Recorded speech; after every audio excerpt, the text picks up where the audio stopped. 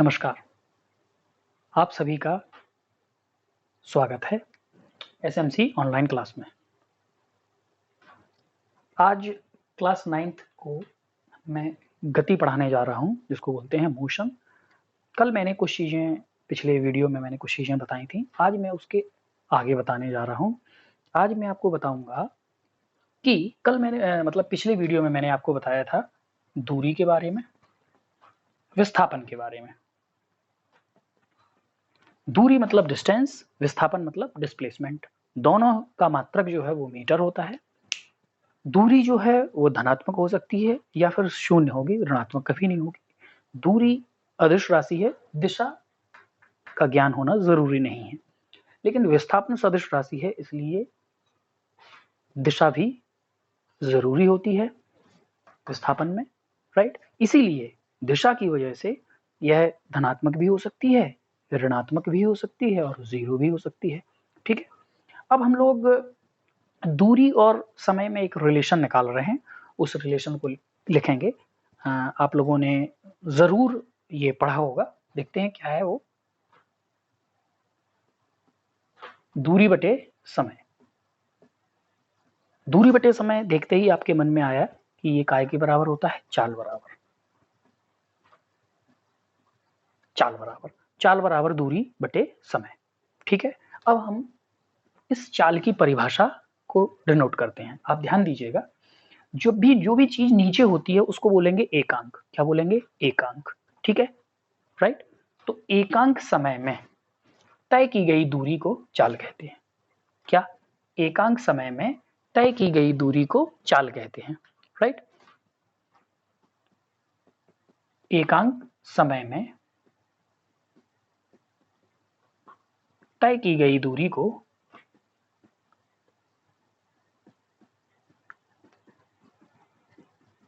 चाल कहते हैं, राइट। एक परिभाषा और आप लिख सकते हो, दूरी की समय दर को। ऊपर से शुरू करेंगे तो दूरी की समय दर, क्योंकि ये दर है, रेट ऑफ चेंज। दूरी की समय दर को क्या कहते हैं? चाल कहते हैं, राइट। ठीक है, अब ये चाल कैसी राशि है? सदिश है या अदिश? तो ध्यान दो, ये चाल बना है दूरी और समय से। समय भी अदिश राशि है, समय बताने के लिए दिशा की जरूरत नहीं होती, और चाल भी अदिश राशि होती है। तो दो अदिश राशियों से, मतलब अगर एक भी सदिश आ जाता है तो ये राशि जो है वो बन जाती है सदिश। इसमें तो दोनों अदिश हैं, इसीलिए चाल कैसी है? अदिश राशि है, स्केलर क्वांटिटी है चाल, राइट। अब इसका मात्रक क्या होगा? चाल का मात्रक, तो ध्यान दो, ये दूरी का मात्रक मैंने बताया था होता है मीटर, राइट। ये बटे समय का मात्रक होता है सेकंड, तो मीटर बटे सेकंड। मीटर बटे सेकंड मतलब होता है मीटर प्रति सेकंड, बटे को बोलते प्रति, राइट, प्रति। तो चाल का मात्रक क्या हो गया? मात्रक हो गया मीटर प्रति सेकंड।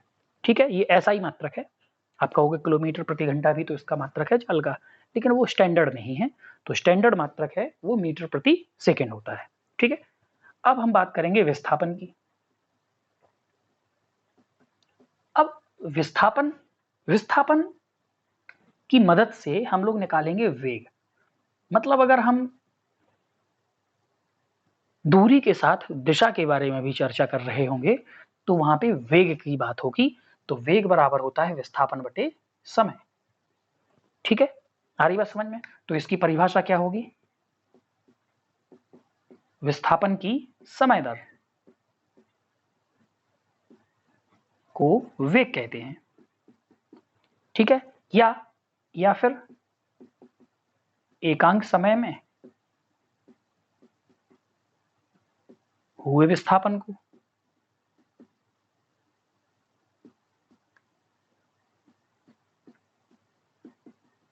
वेग कहते हैं, राइट।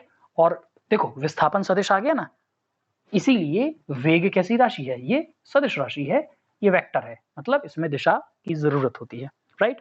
ठीक है, और मात्रक क्या होगा? तो विस्थापन का मात्रक भी मीटर, समय का मात्रक सेकंड, तो मीटर प्रति सेकंड। तो मात्रक जो हुआ, इसका यूनिट जो है वो क्या हुई? मीटर प्रति सेकंड। अब ध्यान दो, चाल या तो 0 होगी या फिर पॉजिटिव होगी, धनात्मक, राइट। ऋणात्मक नहीं हो सकती, क्यों? क्योंकि दूरी या तो पॉजिटिव होगी या फिर धनात्मक होगी, ऋणात्मक तो नहीं होती है दूरी। इसीलिए चाल भी या तो 0 होगा या फिर धनात्मक। जैसे विस्थापन धनात्मक 0 होता है, साथ में दिशा की वजह से ऋणात्मक भी होता है, वैसे ही वेग भी कैसा, 0 भी होता है, पॉजिटिव भी होता है और नेगेटिव भी होता है वेग। नेगेटिव वेग कैसे? जैसे किसी बॉल को किसी दिशा में फेंका, राइट, तो बॉल दीवार से टकरा के वापस लौटेगी कि नहीं लौटेगी? तो दिशा अलग हो जाएगी, इसीलिए वो ऋणात्मक वेग में काउंट किया जाएगा। क्लियर? तो ये हुआ चाल, ये हुआ वेग। अब मान लीजिए कोई व्यक्ति है या वो किसी गाड़ी से गतिमान है, वो जा रहा है, ठीक है। जाते समय मान लीजिए किसी पॉइंट से उसने ए पॉइंट से चलना शुरू किया और वो बी पॉइंट पहुंचा, फिर सी पॉइंट पहुंचना है उसको, फिर डी पॉइंट पहुंचना है। ऑलराइट, ठीक है। तो ए से बी में जब वो पहुंचा, वो मान लीजिए 5 किलोमीटर दूरी पहुंचा। बी से सी मान लीजिए 3 किलोमीटर है और सी से डी मान लीजिए 6 किलोमीटर है, ठीक है। क्या हुआ? ये हुआ दूरी। अब ये कितने समय में, इसको मीटर ही मैं लिखे दे रहा हूँ, ठीक है। 5 मीटर और इसको मैं लिखे दे रहा हूँ 3 मीटर और इसको मैं लिखे दे रहा हूँ ये मीटर में, ठीक है। ये कितनी देर में पहुंचा, इसने टाइम कितना लिया? मान लीजिए ये 3 सेकंड में पहुंच गया, ये 2 सेकंड में पहुंचा, यहाँ पे इसको 4 सेकंड लगे पहुंचने में, ठीक है। आ रही बात समझ में? तो ए से डी तक पहुंचने में उसको कितना, देखो अगर ए से बी जाएगा वो, तो यहाँ ए से बी तक देखो, ए टू बी, इसके बीच में अगर हम लोग चाल निकालेंगे तो चाल बराबर दूरी बटे समय, दूरी डिस्टेंस, ऊपर लिखी दूरी और नीचे लिखी है समय, तो ये हुआ 5/3 मीटर पर सेकेंड ए से बी में। अगर हम बी से सी के लिए फाइंड करेंगे चाल, राइट, तो चाल कितनी होगी बी से सी? ये होगा 3/2 मीटर पर सेकेंड। और अगर हम सी से डी के लिए फाइंड करेंगे चाल को, तो ये कितनी हो जाएगी 6/4 मीटर पर सेकेंड, ठीक है। तो लगभग सबकी अलग अलग आ रही है। लेकिन अगर आप पूछ रहे हो कि ए से डी तक औसत चाल क्या होती है, औसत चाल, एवरेज स्पीड, राइट, चाल को बोलते हैं स्पीड और वेग को बोलते हैं वेलोसिटी। क्या बोलते हैं? वेलोसिटी, ठीक है। तो औसत चाल, एवरेज जो स्पीड है वो क्या होगी? तो औसत चाल बराबर होता है चली गई कुल दूरी। कितनी दूरी चली यहां से यहां तक? चली गई कुल दूरी, भाई कितनी दूर चला वो, बटे कितने समय में पहुंचा, कुल समय। तो ये एवरेज स्पीड का एक फॉर्मूला बन गया, ठीक है। तो यहां से यहां तक की कितनी दूरी हुई, मतलब कितनी एवरेज स्पीड हुई, एवरेज स्पीड, राइट, या हम कह सकते हो औसत चाल, औसत चाल। तो कितनी दूरी चली देखो, 5 + 3 + 6 इतने मीटर चली, और समय कितना लिया, 3 + 2 + 4, तो 6 और 5 11 12 13 14, 14 मीटर चला, बटे 4 2 6 और 3 9 सेकेंड, तो 14/9 मीटर पर सेकेंड, ये इसकी औसत चाल हो गई। ये तो होगी औसत चाल। अब औसत वेग क्या होता है? औसत वेग, ठीक है। औसत वेग, औसत वेग होता है कि प्रारंभिक वेग, शुरुआत जब चल रहा था तब उसकी वेग क्या था, दो लोगों, मतलब दो पॉइंट्स के बीच में हम लोग इसको फाइंड करते हैं। तो औसत वेग का मतलब होता है प्रारंभिक वेग, पहले जब वस्तु चल रही थी तो उसका वेग कितना था, प्लस अंतिम वेग, प्रारंभिक वेग प्लस अंतिम वेग बटे 2, ये कहलाता है औसत वेग का फॉर्मूला, राइट। ये हो गया औसत वेग, ठीक है, एवरेज वेलोसिटी, ठीक है। चाल को v से डिनोट करेंगे, वेग को भी v से डिनोट कर लेते हैं, क्लियर ना। तो ये हो गया चाल और ये हो गया वेग, ठीक है। अब हम एक बात और करते हैं, एक चीज और है एक्सेलरेशन की। किसकी? एक्सेलरेशन की। एक्सेलरेशन को बोलते हैं त्वरण। क्या बोलते हैं? त्वरण। तो त्वरण और समझते हैं हम लोग, ठीक है। त्वरण, एक्सेलरेशन बोलते हैं हम लोग त्वरण। तो त्वरण का जो सूत्र होता है वो होता है वेग बटे समय, ठीक है। आ रही बात समझ में? त्वरण को हम लोग ए से डिनोट करते, किससे? स्मॉल ए से डिनोट करते, तो एक्सेलरेशन हो गया। तो इसका अगर हम परिभाषा के बारे में बात करेंगे तो मैंने जैसे पहले ही बताया था, क्या? वेग परिवर्तन की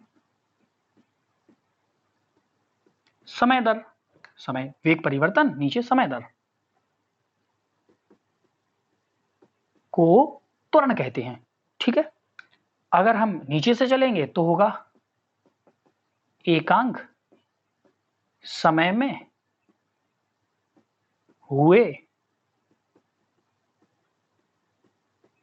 वेग परिवर्तन को त्वरण कहते हैं। परिवर्तन और लिखे दे रहा हूं मैं, ठीक है। एकांक समय में हुए वेग परिवर्तन को त्वरण कहते हैं। अब देखते हैं ये सदिश राशि है या अदिश। तो देखिए वेग कैसी राशि है? सदिश राशि। तो सदिश राशि होने की वजह से त्वरण भी कैसी हो जाएगी? ये भी वेक्टर हो जाएगी, सदिश राशि हो जाएगी, ठीक है, वेक्टर क्वांटिटी हो जाएगी। अब इसके मात्रक के बारे में बात करेंगे। तो वेग परिवर्तन मतलब वेग का मात्रक था मीटर बट्टे सेकेंड, और समय का मात्रक भी सेकेंड। तो सेकेंड सेकेंड का मल्टीप्लाई हुआ तो हो गया क्या? मीटर प्रति सेकेंड स्क्वायर। मीटर प्रति सेकेंड स्क्वायर। तो इसका मात्रक हो गया मीटर प्रति सेकेंड स्क्वायर। प्रति का मतलब बटे, राइट। मीटर प्रति सेकेंड स्क्वायर। अब जो वेग है वो धनात्मक हो सकता है, ऋणात्मक हो सकता है, शून्य हो सकता है। इसीलिए त्वरण भी धनात्मक हो सकता है, शून्य हो सकता है और ऋणात्मक, तीनों तरीके से ये त्वरण भी हो सकता है। अब त्वरण करता क्या है? ध्यान दीजिएगा। त्वरण क्या करता है? वेग को बढ़ा देता है, ठीक है। वेग को बढ़ा देता है, ठीक है। वेग को बढ़ा देता है, ये पॉजिटिव। पॉजिटिव त्वरण का मतलब होता है वेग को बढ़ाने वाला। वेग को बढ़ा दिया। आप मोटरसाइकिल में बैठे, अभी सुई जीरो पे है उसकी, ठीक है। आपने गाड़ी स्टार्ट की और जैसे ही आपने एक्सीलरेटर लिया, एक्सीलरेटर लिया, ध्यान आया ना? एक्सीलरेटर, उसी से बना है एक्सीलरेशन। तो एक्सीलरेटर क्या करेगा? सुई को, स्पीड को बढ़ाएगा, 0 से 10, 20, 30, 50, 60, 70, ठीक है। जिस स्पीड पे आप जाओगे तो वो स्पीड बढ़ा देगा। तो ये बढ़ा रहा है स्पीड, स्पीड बढ़ा रहा है, स्पीड में परिवर्तन ला रहा है, ठीक है, समय के साथ, ठीक है। आपने गाड़ियों में सुना होगा 6 सेकेंड में या 8 सेकेंड में 0 से 100 किलोमीटर की स्पीड पकड़ लेती है गाड़ी। तो समय 6 सेकेंड 8 सेकेंड में कितनी? 0 से 60 किलोमीटर की प्रति सेकेंड की स्पीड पकड़ ली उसने। तो इसका मतलब क्या हुआ? एक्सीलरेशन बढ़ा रहा है वो। किसको? वेग को बढ़ा रहा है। वेग को बढ़ा रहा है मतलब धनात्मक त्वरण। अब वेग त्वरण जब बिल्कुल ना बढ़े, शून्य हो, तब क्या कंडीशन होगी? तो आपने देखा होगा जब शुरुआत में गाड़ी बढ़ाते हैं तो सुई बढ़ जाएगी, 50 हो गई। अब रोड पे आ गए तो हम 85 की स्पीड से चल रहे हैं, तो वो स्पीड 50 ही है या 60 ही है, फिक्स है गाड़ी, लेकिन चली जा रही है। मतलब वेग नहीं बढ़ रहा है, वेग स्थिर हो गया है। जब वेग स्थिर हो गया इसका मतलब क्या है? त्वरण क्या है? शून्य है। त्वरण नहीं बढ़ रहा, त्वरण है शून्य। त्वरण शून्य कब होगा? जब वेग स्थिर होगा, ठीक है। अब आप अचानक चले जा रहे हो लेकिन रास्ते से कोई जानवर वगैरह आ गया, तो आप क्या करोगे? ब्रेक लगाओगे। ब्रेक लगाओगे तो वो 60 पे जो सुई है वो घटती जाएगी और कहां तक पहुंचेगी? 0 तक पहुंच जाएगी, या 40 तक या 30 तक, जो भी है। वो क्या करेगी? वेग को कम करेगी, और जब वेग को कम करेगी तो वहां पे त्वरण क्या कहलाएगा? वो नेगेटिव त्वरण कहलाएगा। और ऋणात्मक त्वरण को, जो नेगेटिव त्वरण जो है, उसको एक स्पेशल नाम दे दिया गया जिसको बोलते हैं मंदन। क्या बोलते हैं? मंदन। तो ऋणात्मक त्वरण को क्या बोलते हैं? मंदन बोलते हैं, ठीक है। तो आज के लिए इतना काफी है। मिलते हैं कल के वीडियो में। तब तक स्वस्थ रहिए। वीडियो समझ में आया हो तो इसको लाइक कीजिएगा, शेयर कीजिएगा और चैनल को सब्सक्राइब कीजिएगा। Thank you. Good day.